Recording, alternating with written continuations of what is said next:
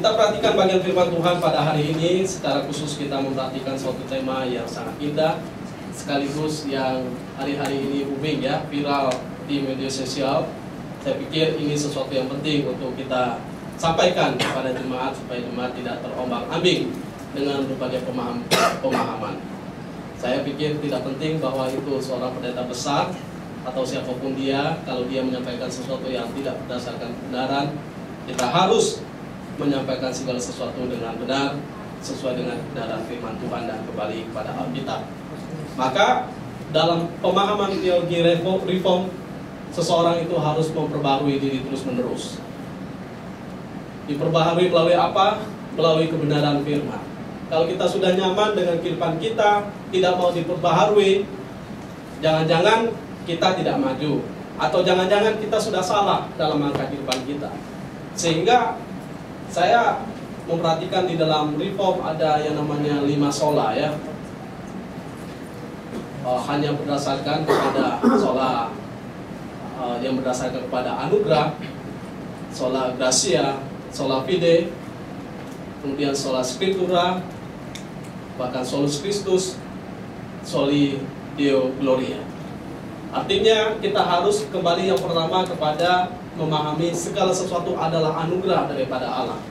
Segala sesuatu adalah berdasarkan iman kita kepada Dia, iman kepada apa yang disampaikan oleh Tuhan dalam kebenaran firman-Nya. Kita harus bersandar kepada firman Tuhan, sola scriptura. Artinya firman Tuhan harus menjadi dasar pemikiran kita, perbuatan kita, bahkan semua hal dalam kehidupan kita, sehingga kita tidak berdasarkan perasaan atau berdasarkan mau-maunya kita. Lalu berikutnya adalah tadi sola gratia, sola fide, sola scriptura. Lalu berikutnya solus Christus, hanya berdasarkan pada Kristus. Jadi Christ alone. Lalu berikutnya adalah segala sesuatu harus soli Deo gloria. Segala sesuatu yang kita kerjakan akhirnya bukan self-centris atau other-centris, tapi God-centris. Karena memang itulah panggilan kehidupan kita. Maka kalau ada gereja yang berkata dia tidak percaya kepada Yesus Kristus, nah berarti gereja itu gereja yang salah. Karena gereja patokannya 5 ini. Ada Kristus di dalamnya. Tanpa Kristus tidak mungkin gereja menjadi gereja. Eklesia itu dipanggil keluar, masuk ke dalam terang, dalam persekutuan dengan Kristus, diutus lagi keluar lagi untuk menjadi berkat bagi orang di luar sana. Maka tema kita hari ini, benarkah Kristus bukan juru selamat? Karena ada seorang pendeta berkata Yesus itu bukan juru selamat, meskipun sudah diklarifikasi. Tapi saya ingin supaya kita tahu jelas pemahaman daripada Alkitab. Lalu Yesus Kristus itu harus kita pahami, dia bukan setengah Allah ya, atau setengah manusia. Dia 100% Allah, 100% manusia. Jadi pemahaman kalau orang berkata bahwa Yesus itu lebih rendah daripada Allah, itu salah. Karena dia setara dengan Allah. Makanya perlu baca Alkitab ya. Dalam suatu pemahaman kita perlu baca Alkitab. Di mana dia yang setara dengan Allah? Di dalam Filipi dikatakan, Filipi 2, dia yang setara dengan Allah mengosongkan dirinya, merendahkan dirinya, mengambil rupa seorang hamba, menjadi sama seperti manusia, lalu mati di kayu salib. Mati untuk siapa? Untuk penebusan dosa kita. Maka kalau kita belajar teologi dengan benar, tidak akan menyimpang ya. Kecuali kalau kita berdasarkan pemahaman-pemahaman kita, benar-benaran menurut pemikiran kita, tidak kembali kepada Alkitab, dan nanti pasti simpang siur, bahkan menyimpang dan menyesatkan orang lain.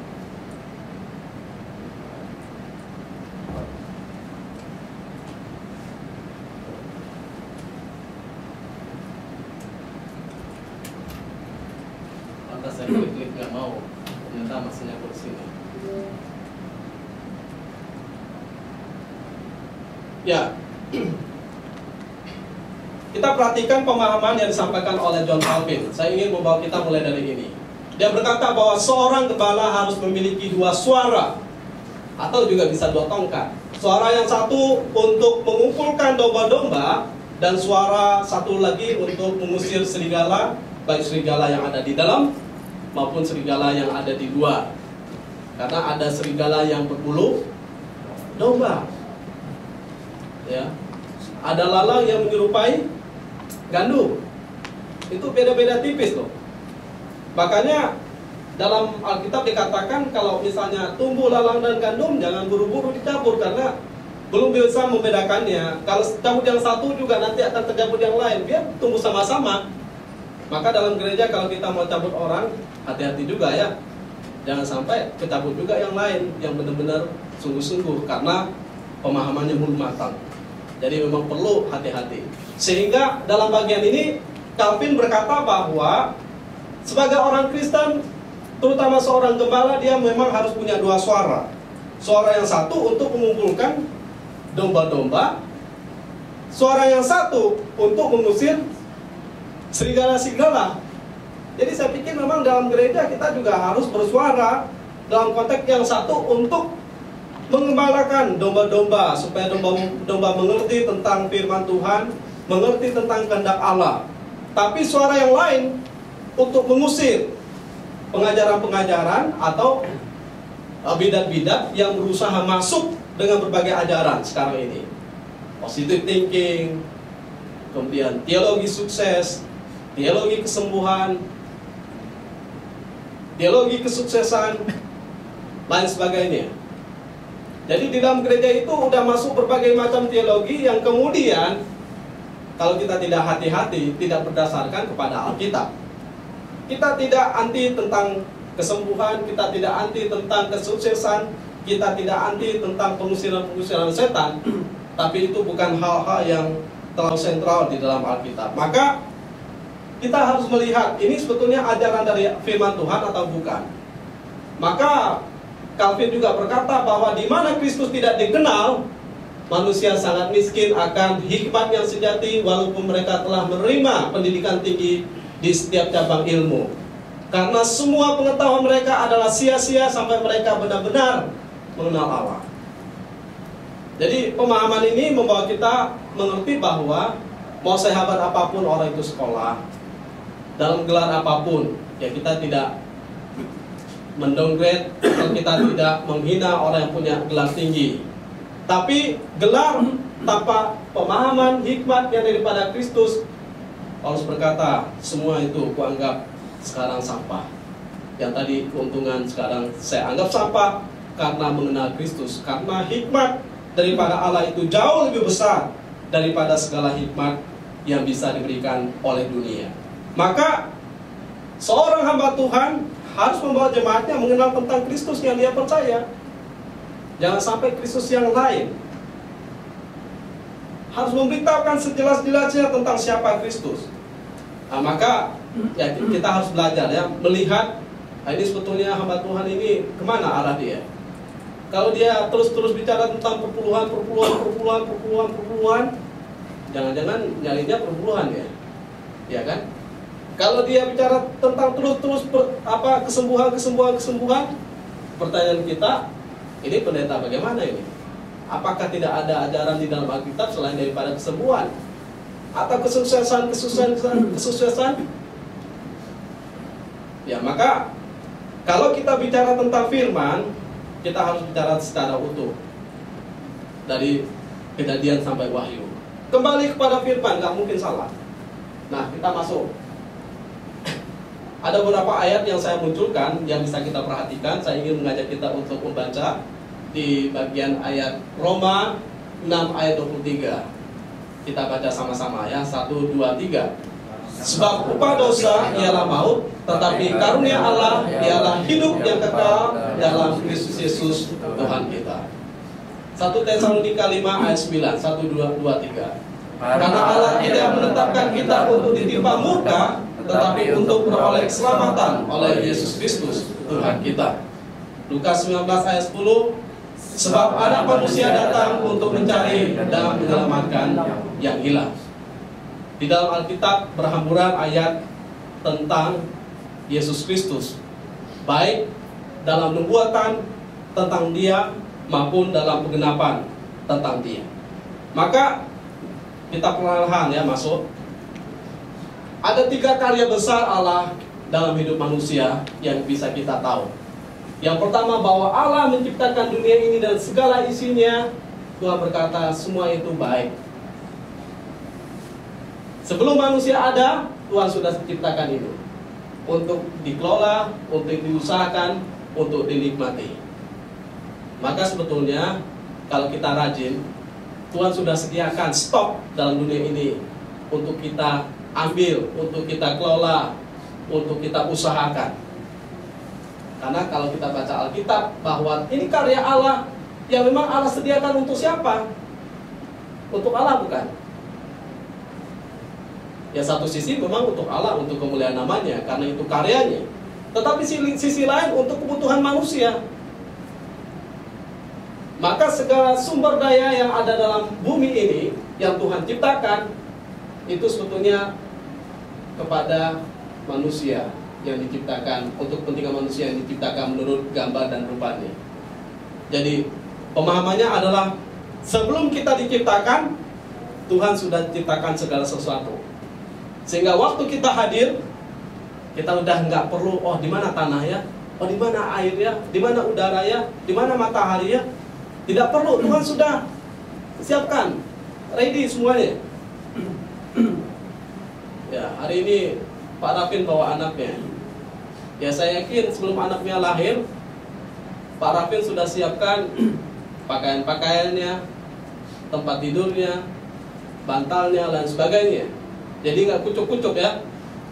Lalu mungkin udah siapkan langsung anaknya, nama anaknya siapa. Jadi nggak kaget, wah anak saya lahir, wah gimana nih cari popoknya, gimana cari minyak telurnya, dan sebagainya. Jadi nggak kaget. Kita saja yang terbatas bisa mengatur sedemikian rupa, apalagi Tuhan kan. Ya, dengan kata lain bahwa Tuhan sudah menyiapkan semuanya di dalam caranya yang sempurna untuk kita nikmati, usahakan, bahkan untuk kita kelola. Maka kasihan sekali kalau orang malas pasti nggak dapat semua yang Tuhan ciptakan ini. Dan karya berikutnya, manusia diciptakan dalam peta dan teladan Allah, gambar dan rupa Allah. Artinya bukan gambar dan rupa yang lain. Jadi peta dan teladan Allah itu menyangkut tentang karakter Allah. Kita berkarakter mengasihi, kita berkarakter mulia, kita berkarakter sebagai orang yang menghormati orang lain. Bahkan kita punya karakter di mana kita mau supaya orang lain menikmati semua hal yang baik dalam kehidupan kita. Maka segala karakter-karakter yang kita sebut tentang, ada minggu lalu kita bicara tentang atribut Allah yang diberikan kepada manusia, ada yang tidak diberikan kepada manusia. Itu diberikan, dinyatakan kepada kita. Maka 3 karya Allah yang besar ini bicara tentang, yang pertama, Tuhan ciptakan segala dunia ini untuk kebutuhan manusia. Tuhan ciptakan secara spesifik, manusia berbeda dengan yang lainnya, segambar dan serupa dengan Allah. Potensi kita punya potensi secara rohani, kita potensi kekal, kita punya potensi di dalam karakter yang mengasihi orang lain. Bahkan ketika manusia jatuh dalam dosa, dikatakan Tuhan merencanakan, ya memang rencana kekal dari Allah tentang keselamatan manusia. Sehingga Agustinus berkata, ada 4 status manusia yang harus kita perhatikan. Manusia setelah diciptakan, yang pertama, dia tidak berdosa, tetapi dia bisa berbuat dosa. Itu setelah diciptakan. Manusia tidak berdosa, diciptakan tidak berdosa, tapi bisa berbuat dosa karena dia terbatas. Di dalam status yang kedua, setelah manusia jatuh dalam dosa, maka manusia tidak bisa tidak berbuat dosa. Sehingga kadang-kadang kalau kita lihat orang yang belum mengenal Tuhan, ya, dia tahu yang benar, ngeyelnya minta ampun, dikasih tahu luar biasa, susahnya minta ampun. Nah, kemarin saya pulang ke kampung, ketemu dengan seorang anak masih muda dari saya. Ternyata dia kena infeksi di ususnya, sampai ususnya maaf kata, mengeluarkan nanah ya. Lalu dokter berkata, kamu jangan minum-minum mabuk, karena ini masih musim apa, di Kalimantan musim gawai Dayak kan. Wah, kemana-mana dia, istilah kita ngabang kalau di Kalimantan, kunjungan kemana-mana, dia mabuk-mabuk, dia mabuk-mabuk, dia mabuk-mabuk, sampai ususnya gak kuat. Awalnya diperingatkan dokter, kemudian kembali lagi seperti itu, tapi sekarang memang udah parah sekali, sampai ke levelnya. Dan ya saya kasihan, saya bilang sama dia, ya kamu sebetulnya udah tahu barang ini nggak boleh, dan memang tahu bahwa usus kamu udah nggak bisa lagi, tapi tetap dipaksa. Tapi memang dasar orang ya, kadang-kadang udah tahu yang benar, tapi tetap lakukan di situ. Ya itulah dosa. Dosa membuat orang nyaman, bahkan dosa mengikat kita makin kuat sampai kita nggak bisa keluar. Satu hari saya melayani seorang bapak di daerah sini. Anaknya bilang, Pak, minta tolong bapak saya didatangin.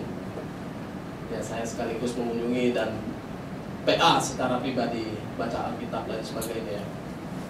Pak, tolong arahkan bapak saya ini ya.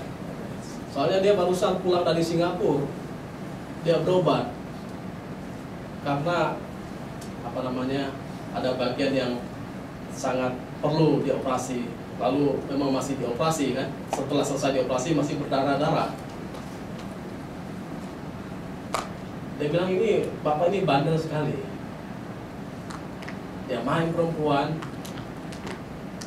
Kemudian dia udah gak peduli apa kata anak istrinya. Sampai anak istrinya pun udah gak mau respect sebetulnya, dan berharap keajaiban supaya dia bertobat. Ternyata dia pulang dari operasi itu langsung pergi ke Bogor cari cewek. Orang barusan operasi loh, masih berdarah-darah. Wah, itu jagoan luar biasa ya. Sampai sebegitunya. Saya bilang kaget juga melihat keadaan seperti itu. Kok bisa bapak ini dalam kondisi yang baru operasi, masih berdarah-darah, pergi dari wanita yang lain. Apa yang ingin saya sampaikan dalam bagian ini? Dosa membuat orang nyaman. Tahu nggak tentang kebenaran? Tahu. Tapi memang sengaja dia mematikan kebenaran itu untuk hidup dalam kedagingannya. Sehingga Allah ketika melihat manusia yang diciptakan dalam gambar dan rupanya, dia sangat mengasihi manusia. Dan dalam perkataan daripada Agustinus, dia berkata, manusia memang diciptakan pertama setelah manusia diciptakan awalnya, dia tidak berdosa tapi bisa berbuat dosa. Lalu setelah jatuh dalam dosa, tidak bisa tidak berbuat dosa.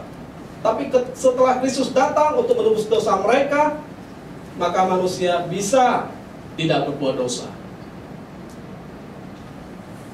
Dan bagian berikutnya adalah ketika kita ada di dalam kekekalan sana, disitulah kita tidak bisa berbuat dosa lagi.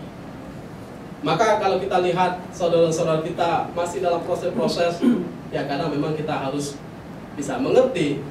Tapi kita juga harus paham bahwa inilah fase kehidupan manusia. Tidak berdosa, bisa berbuat dosa. Kalau sudah jatuh dalam dosa, tidak bisa tidak berbuat dosa. Dalam penebusan yang sudah dikerjakan Kristus, bisa tidak berbuat dosa. Jadi jangan berkata, Pak, saya tidak bisa tidak berbuat dosa. Harusnya bisa kalau kita sungguh-sungguh percaya kepada Dia. Kita harus memahami manusia itu diciptakan diciptakan untuk kemuliaan Allah. Kenapa? Jelas. Kenapa diciptakan dalam peta dan teladan Allah atau gambar dan rupa Allah? Untuk merujuk kepada ini, bahwa Allah lah yang menciptakan mereka dengan maksudnya, rencananya, tujuannya. Jadi gambar Allah itu bukan hanya bicara tentang, oh saya dalam gambar Allah. Tapi ada maksud yang besar, yang kekal, yang Tuhan sedang rencanakan dalam kehidupan kita. Sehingga manusia diciptakan untuk kemuliaan Allah, maka bagian berikutnya diciptakan dalam pemeliharaan olehnya. Jadi kita enggak, setelah Tuhan ciptakan, Tuhan enggak tinggalkan kita ya. Tuhan menyertai kita, Tuhan memelihara kita, Tuhan menjaga kita. Meskipun di dalam berbagai warna yang kita cicipi dalam kehidupan kita, yang kadang tidak seturut dengan apa yang kita kehendaki. Kita ingin jalan mulus, kita ingin semuanya berjalan dengan baik. Ya kalau bisa saya selalu mempunyai kecukupan lah. Kalau bisa semuanya lancar lah. Bahkan semuanya tidak ada gangguan. Kita ingin supaya semua yang baik-baik saja terjadi pada kehidupan kita. Namun ketika dosa masuk, maka terjadi berbagai hal yang merusak kehidupan manusia.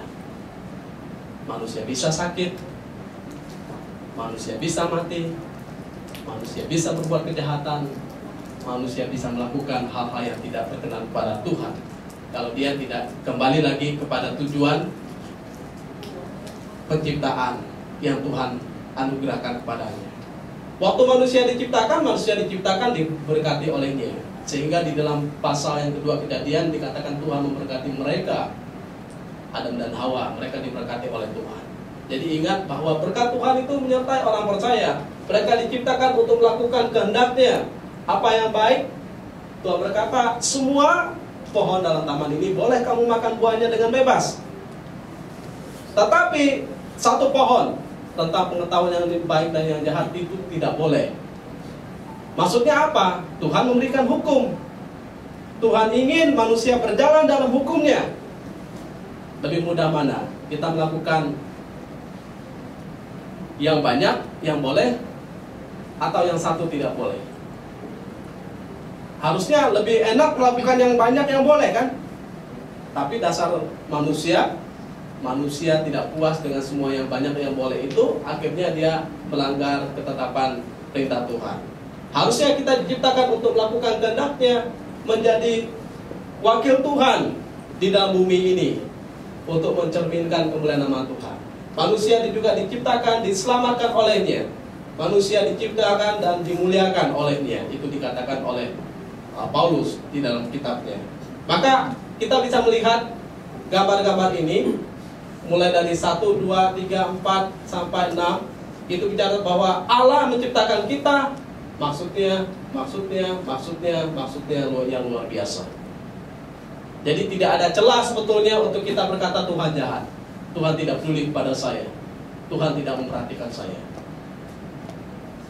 Dan disitulah harusnya kita hidup, harusnya lebih sungguh-sungguh di hadapan Tuhan. Sehingga kita perhatikan di dalam bagian firman Tuhan, kita baca. Kita masuk dalam Kejadian pasal 2 ayat 16 sampai 17.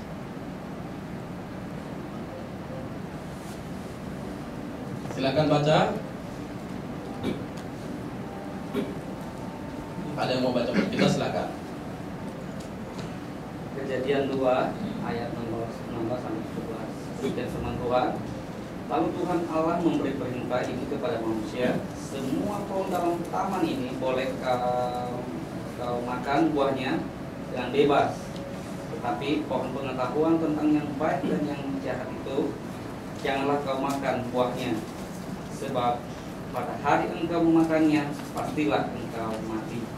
Ya, semua pohon dalam taman ini boleh dimakan dengan bebas, tetapi satu pohon pengetahuan tentang yang baik dan yang jahat itu janganlah kau makan buahnya, sebab pada hari engkau memakannya pasti engkau mati. Jadi ketika kita taat, ya kita dalam bahagia, dalam kehidupan. Tetapi ketika kita tidak taat, Alkitab dengan jelas berkata pastilah dia mati. Maka dalam bagian ini kita lihat Allah memberikan manusia ada 3 hal. Yang pertama, izin. Semua pohon dalam taman ini boleh kau makan buahnya dengan bebas. Tapi ada larangan. Di balik izin ada larangan. Di balik semua yang baik, kadang-kadang ada hal-hal di mana Tuhan memberikan aturan-aturannya. Sehingga larangannya adalah, tetapi pohon pengetahuan tentang yang baik dan yang jahat itu janganlah kau makan buahnya. Kenapa? Karena ada konsekuensinya. Sebab pada hari engkau memakannya pastilah engkau mati. Dalam bagian berikutnya kita masuk Kejadian 3 ayat 9 dan berikutnya dikatakan, Tetapi Tuhan Allah memanggil manusia itu dan berfirman kepadanya, "Di manakah engkau?" Ia menjawab, "Ketika aku mendengar bahwa engkau ada dalam taman ini, aku jadi takut, karena aku telanjang, sebab itu aku bersembunyi." Firman-Nya, "Siapakah yang memberitahukan kepadamu bahwa engkau telanjang? Apakah engkau makan dari buah pohon yang kularang engkau makan itu?" Manusia itu menjawab, "Perempuan yang ketempatkan di sisiku, dialah yang memberi dari buah pohon itu kepadaku, maka kumakan." Ada izin, semua boleh. Ada larangan, ada satu hal yang tidak boleh. Konsekuensinya jelas, pastilah engkau mati. Manusia sudah tahu, tapi manusia melanggar ketetapan kehendak Tuhan. Waktu mereka melanggar, maka mereka jelas dalam murka Tuhan, kan? Mereka harus menerima konsekuensi yang telah Tuhan sampaikan. Tuhan gak kayak kita. Tuhan udah katakan ya, A, B adalah B. Tuhan menghukum, pasti menghukum. Gak mungkin, aku cuman bohong aja kemarin, padahal gak menghukum. Tidak. Jelas bahwa Allah menghukum, sehingga dia memanggil manusia itu dan berfirman kepadanya. Di sini kita lihat, ketika manusia melanggar hukum Allah, Allah berinisiatif mencari manusia. Kalau di PL kita lihat Kejadian 3 ayat 9, lalu Kejadian 3:15. "Aku akan mengadakan permusuhan antara engkau dan perempuan ini, antara keturunanmu dan keturunannya akan meremukkan kepalamu, dan engkau akan meremukkan tumitnya." Jadi disinilah mulai ada janji-janji keselamatan yang Tuhan anugerahkan kepada manusia. Maka orang sering berkata bahwa Kejadian 3 ayat 15 ini adalah Injil pertama di dalam kitab Kejadian. Tapi saya melihat bahwa mulai dari sinilah langkahnya, di mana Allah mencari manusia. Bayangkan kalau Tuhan membiarkan, berarti Tuhan tidak lagi peduli dengan kita. Maka kalau Tuhan masih cari kita, bersyukurlah. Kayak Yunus lari, Tuhan cari. Kayak Paulus lari, Tuhan cari. Jadi bersyukurlah kalau Tuhan masih cari kita, ya. Kadang-kadang Tuhan mencari kita dengan berbagai cara. Tuhan bisa memberikan suatu pergumulan pada kita. Tuhan juga bisa menegur kita melalui orang lain. Bahkan Tuhan bisa mencari kita melalui firman menegur kita. Sehingga keturunan dari para perempuan ini akan meremukkan kepalamu, dan engkau akan meremukkan tumitnya. Jadi ular itu, iblis itu nggak mampu meremukkan kepala daripada keturunan daripada ular itu, wanita itu. Jadi kita lihat ini perempuan ini awalnya merujuk kepada Hawa, ya. Tapi lama-lama nanti turun kepada Kristus loh. Kepada Maria yang akan melahirkan Kristus. Jadi janji Allah terus berjalan. Jadi Allah berinisiatif mengutus Yesus Kristus dalam dunia. Dalam PB kita lihat, sebab Allah mengutus anaknya ke dalam dunia bukan untuk menghakimi dunia, melainkan untuk menyelamatkan oleh Dia. Jadi Yohanes 3 ayat 17. Kita seringkali baca Yohanes 3 ayat 16, karena begitu besar dan sebagainya kasih Allah akan dunia ini. Tetapi hari ini saya membawa kita untuk melihat bahwa Allah berinisiatif mengutus anaknya ke dalam dunia dengan mengutus anaknya Yesus Kristus. Bukan untuk menghakimi, tapi untuk menyelamatkan. Berbagai ayat yang bisa dibaca sebagai referensi, tetapi yang berikutnya, janji di sini, keturunannya akan meremukkan kepalamu, masuk sini. Ia akan melahirkan anak laki-laki, dan engkau akan menamakan dia Yesus, karena dialah yang akan menyelamatkan umatnya dari dosa mereka. Sesungguhnya anak darah itu Maria, akan mengandung dan melahirkan seorang anak laki-laki, dan mereka akan menamakan dia Immanuel, yang berarti Allah menyertai kita. Artinya Allah berserta saat kehidupan kita. Dalam doa saya tadi, waktu kita masih lemah, waktu kita masih berdosa, waktu kita masih seteru dengan Allah. Maka dalam kitab Yunus berkata, keselamatan adalah dari Tuhan. Bukan manusia yang mencari Tuhan, tapi Tuhan mencari manusia. Karena dalam bagian ini Tuhan yang mencari, Tuhan yang berinisiatif melaksanakan semua agendanya. Jadi Allah menetapkan kita untuk diselamatkan oleh Yesus Kristus. Karena Allah tidak menetapkan kita untuk ditimpa murka, tetapi untuk beroleh keselamatan oleh Yesus Kristus Tuhan kita. Jadi ketetapan Tuhan bagi orang-orang pilihannya. Nah, kita kembali kepada teologi reform, predestinasi orang-orang pilihannya. Ini tentu case yang lain yang akan kita bahas. Tapi yang pasti bahwa Tuhan menetapkan kita bukan untuk ditimpa murka, tetapi untuk beroleh keselamatan. Jelas oleh siapa? Yesus Kristus Tuhan kita. Keselamatan bukan hasil usaha kita, tapi anugerah Allah saja. Itu dikatakan Paulus dalam Efesus 2:8-22, bahkan juga 2 Timotius 1:9. Sebab karena kasih karunia kamu diselamatkan oleh iman, itu bukan hasil usahamu, tetapi pemberian Allah. Itu bukan hasil pekerjaanmu. Jangan ada orang yang memegahkan diri. Karena kita ini buatan Allah, diciptakan dalam Kristus Yesus untuk melakukan pekerjaan yang baik yang dipersiapkan Allah sebelumnya. Jadi kita diselamatkan hanya iman kepada Allah. Jadi pemberian Allah, keselamatan itu anugerah Allah semata.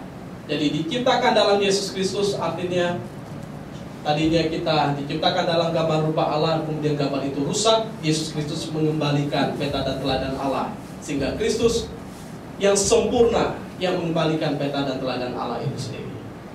Jadi keselamatan hanya diperoleh di dalam Yesus Kristus. Nah, ini berbagai ayat yang bisa kita katakan yang memang harusnya tidak ada keraguan-keraguan lagi kita tentang Tuhan Yesus Kristus bahwa Dia adalah juru selamat. Karena dikatakan, dan keselamatan tidak ada di dalam siapapun juga selain di dalam Dia, merujuk kepada Yesus Kristus. Sebab di bawah kolong langit ini tidak ada nama lain yang diberikan kepada manusia yang olehnya kita dapat diselamatkan. Jadi hanya satu-satunya jalan keselamatan. Ini bukan pembenaran diri, pengen-pengen supaya kita diselamatkan Yesus, tidak. Tetapi memang mulai dari kejadian tadi sampai semua ayat ini benang merahnya jelas. Jadi terhubung satu sama lain, bahwa kita diselamatkan di dalam satu nama, yaitu Yesus Kristus. Bahkan di dalam Yohanes 4 ayat 6, ada yang hafal ayat itu? Yesus berkata, akulah jalan, akulah kebenaran, akulah kehidupan. Barang siapa yang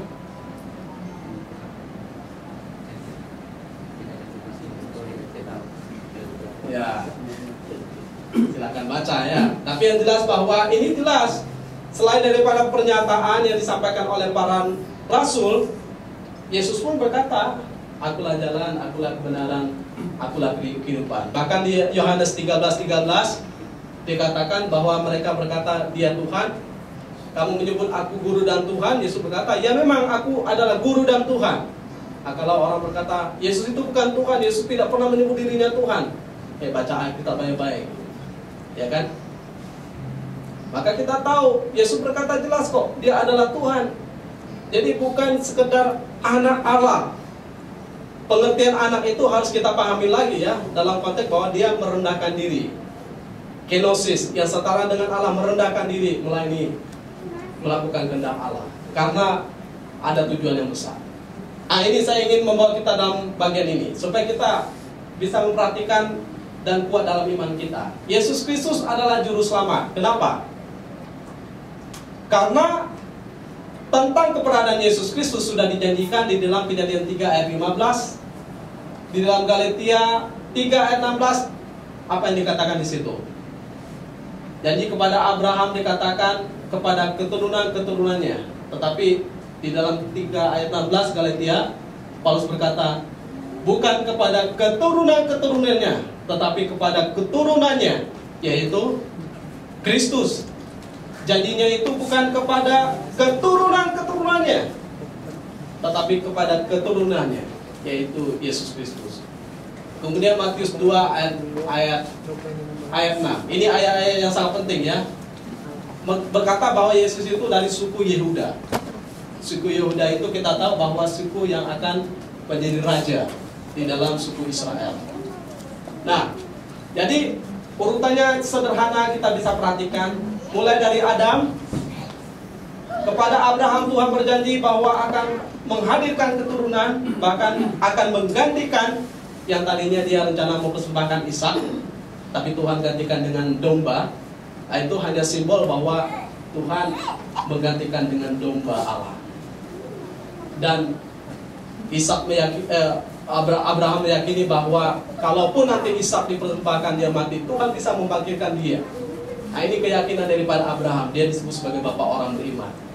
Maka janji itu masuk kepada bangsa Israel, secara khusus masuk kepada suku Yehuda, keturunan daripada raja. Dialah raja di atas segala raja yang memerintah selamanya. Maka masuk kepada Yesus Kristus. Jadi di sini kita lihat bahwa Yesus Kristus enggak kucuk-kucuk datang hadir tiba-tiba jadi manusia, enggak. Ada semua hal yang disampaikan dalam nubuatan yang kita bisa lihat di dalam PL, lalu masuk dalam penggenapan janjinya Matius 1 ayat 21, kemudian Yohanes 3 ayat 16. Yesus Kristus Allah yang rela mengosongkan diri di dalam Filipi 2 ayat 6 sampai 8. Kemudian Yesus Kristus menyerahkan dirinya untuk keselamatan kita. Jadi itu juga di dalam Efesus 5 ayat 2, Titus 2 11 sampai 14. Dengan jelas bahwa dialah juru selamat kita. Kita lihat kesaksian-kesaksian. Allah sendiri berkata, inilah anak yang kukasihi, kepadanya lah aku berkenan. Dengarkanlah dia. Artinya semua yang disampaikan oleh Yesus harusnya tidak ada keraguan-keraguan daripada kita. Karena Allah juga berkata, inilah anak yang kukasihi. Ketika Yesus dibaptiskan, ada burung merpati, kemudian ada penampakan di Bukit Kemuliaan. Dua kalimat ini disampaikan bahwa inilah anak yang kukasihi, kepadanya aku berkenan, dengarkanlah dia. Siapa yang ngomong? Allah sendiri. Tentang siapa? Tentang Yesus. Lalu Yohanes Pembaptis berkata, dialah anak domba Allah yang menghapus dosa dunia.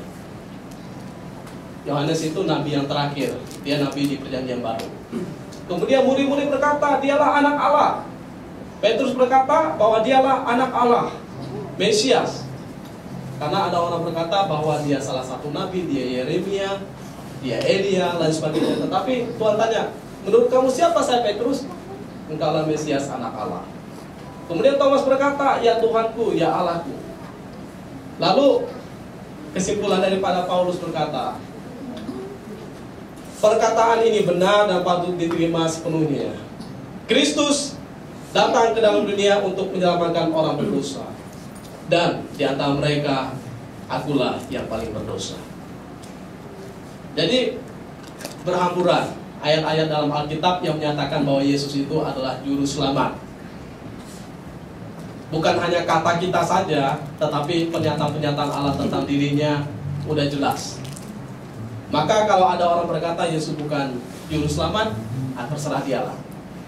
Mungkin dia punya pengetahuan yang lain, ya silahkan.